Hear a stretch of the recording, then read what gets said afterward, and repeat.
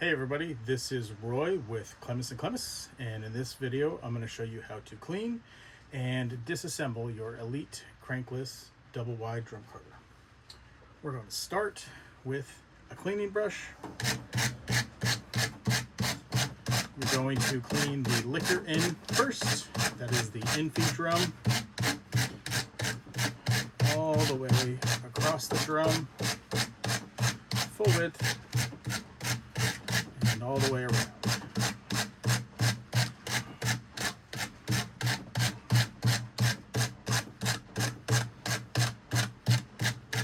Once we've done that, we're going to go to our Swift, find the doffing seam here, and we're going to clean it, but turn the drum in the opposite direction.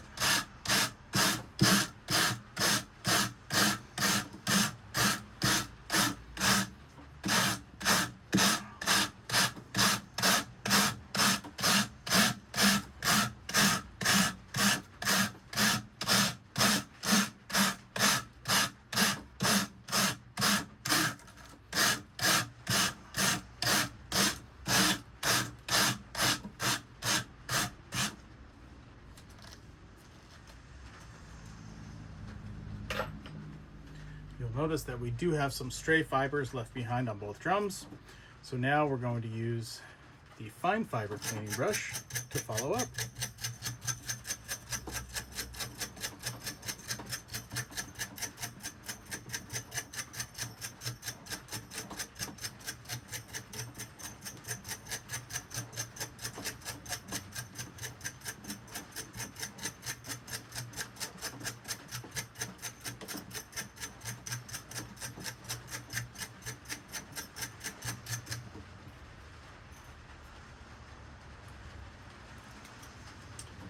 And we'll do the same thing on the Swift.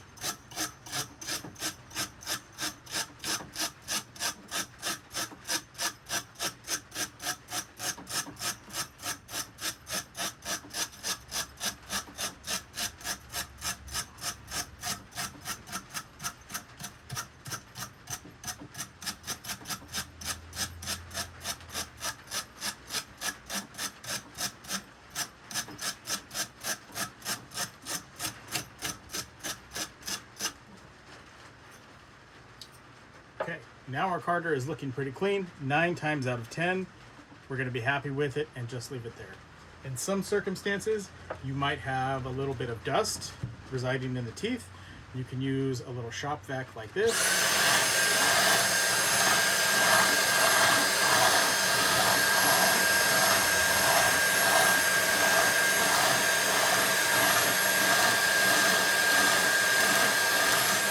And that will get the rest of the dirt, dust, anything else out from the teeth on your Swift. Now, we should also clean our debris tray. So we'll pull that out of here. You can see the little bit that we've got in there. We'll that up.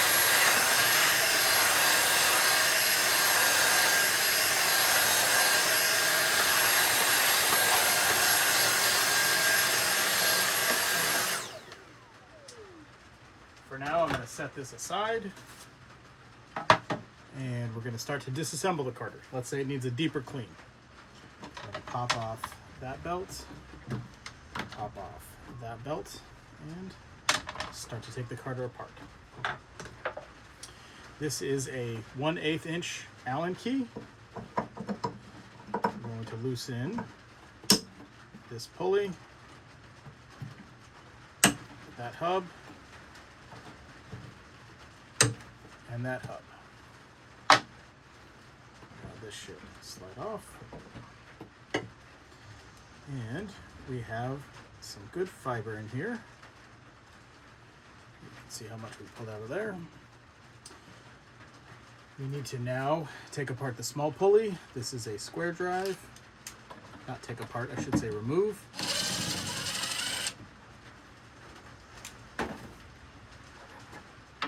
That's going to come over here.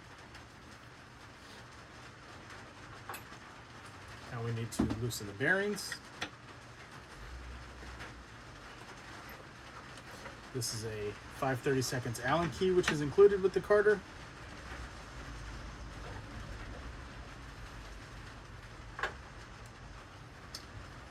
going to tap lightly, soft face hammer.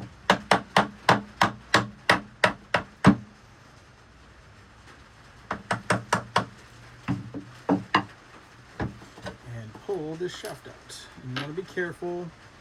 This is one little moon key that's going to come out of that shaft. We should have another one coming out here. And let's go.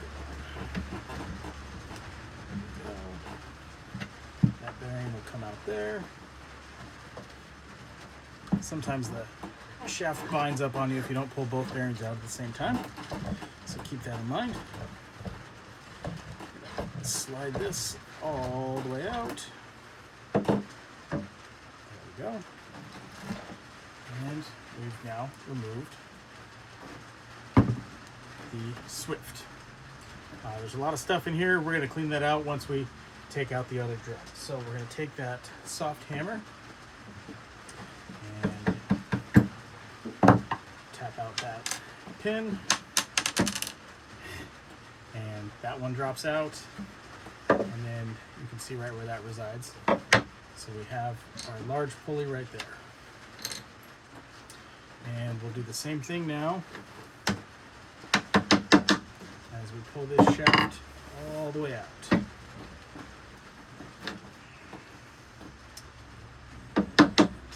Sometimes you need a little bit of extra help with that. So you can use a hammer and a punch pin. There we go. Again, we'll slide this all around here.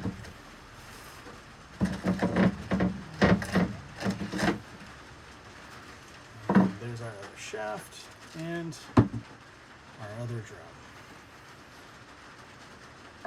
So this one didn't actually look too bad. We didn't have a whole lot of fiber in here. That was the big felt washer that we had. Other than that, we're looking like we're in pretty good shape. So let's get that out of there. Let's keep our bearings on the sides that we know that they live on. 1, 2, 3, 4 bearings. Very good. We got them all. Now we're going to do some cleaning in here, again with our vacuum.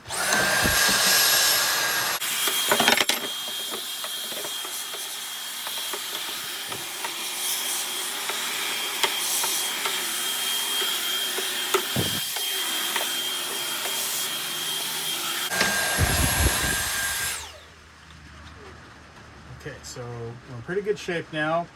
There's one thing that I want to check on, which is right here, these 2 idler bearings. I can see a lot of fiber back in here pulled into these bearings, so we do want to remove that.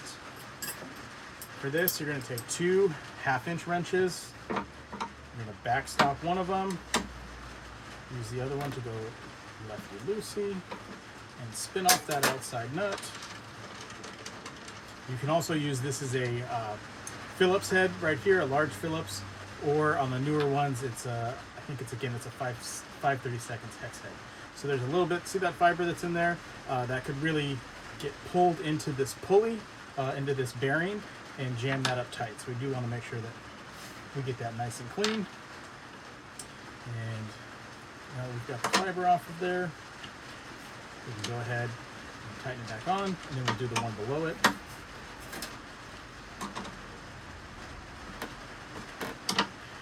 Okay, there's that one.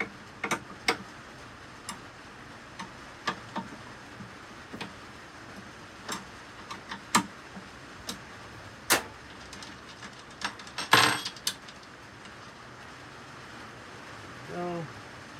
And yep, there's some more.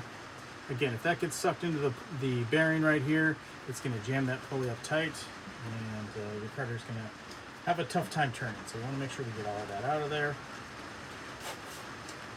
Blow that dust out of there, and just tighten it up again.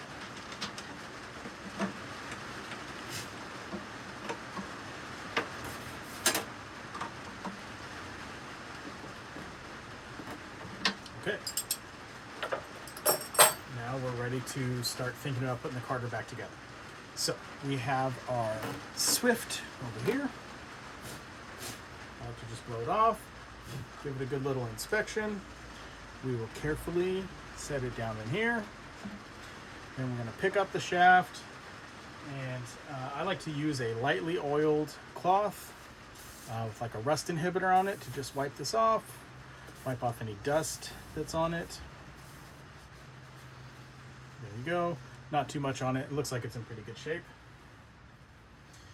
Then you're going to carefully take your hand, reach underneath, lift this up, and carefully work this back and forth until you get the shaft all the way through the drum. Then you can rest it in there, give yourself a little break. And then we're going to tap this in. You see this little half moon right here, half moon clip, whatever they call that. We're going to tighten that, hammer that in until it's flush. There we go. So it's nice and flush with the face of this aluminum hub. When it is, we go back to this 1/8 inch wrench, hex wrench, and we tighten that down. Then we take our bearing, and with all the bearings here, you can use a 50 caliber bore brush and just make sure we get all the dust and gunk out of there. You can't just blow it like that, but I like the bore brush to make sure you get everything out of there. And so we'll put that in there, and we'll do the same thing with the other one over here. Again, I like to blow them out, get the bore brush in there from both ends. There we go. Now we can do our little pulley here, line that up, find our square head screw, and tighten that down. We'll go to the other side here. This is where you have to find that little half moon and set it into the slot there. This one, it does like to be set with the pin punch, so take your hammer and your punch and just tap it in there firmly. And then we have our large Delrin pulley. It's just going to slide over there. Again, flush with that little half moon that we put in there. And we're going to tighten this down. It doesn't have to be over tightened. If you do, it'll tend to wobble. Okay, looking pretty good there. And before we forget, we can put this tray back in.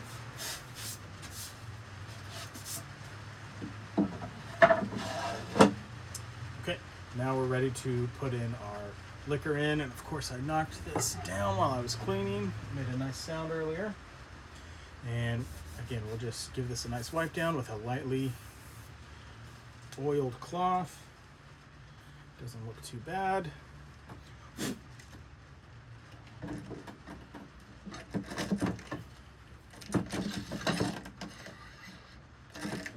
Go. Oh yeah, that needs the bore brush too. So bore brush. There we go. On that end. Same thing here. Bore brush on that end. Ooh, you know what I see here? Ooh, this is a good teaching moment. I can see right here, I don't know if you can see from the top-down camera, as I push that through, I push through a little bit of fiber. Can you see that on the end? So either I pushed that through or I didn't get that on my first cleaning. So it's always a good idea to keep an eye out for something like that